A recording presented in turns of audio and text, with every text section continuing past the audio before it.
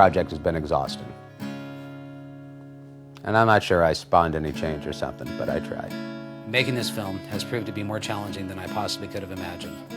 My involvement with this project has destroyed friendships and greatly strained family relationships as well. It would be easy, and some say wise, for me to give up, but I couldn't.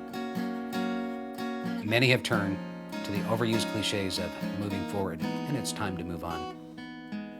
And in some ways, that shouldn't surprise me, since most of the responsible people in charge have moved on. President Bush was unrepentant until the end. Listen to his last presidential news conference in January 2009. Mr. President, on New Orleans, you basically talked about a moment ago about the photo opportunity.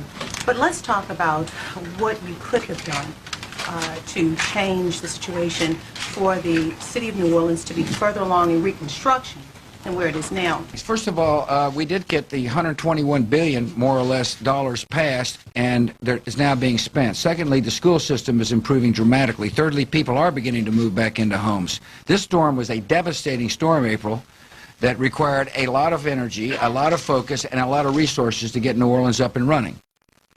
And has the reconstruction been perfect? No. Have things happened fairly quickly? Absolutely. And is there more to be done? You bet there is. You know, people said, but the federal response was slow. Don't tell me the federal response was slow when there was 30,000 people pulled off roofs right after the storm passed. You know, I remember going to see those helicopter drivers, Coast Guard drivers, to thank them for their courageous efforts to rescue people off roofs. 30,000 people were pulled off roofs right after the storm moved through. It's a pretty quick response. Could things have been done better? Absolutely. Absolutely. But when I hear people say the federal response was slow, then what are they going to say to those chopper drivers or the 30,000 that got pulled off the roofs? To move forward, don't we have to focus on the results?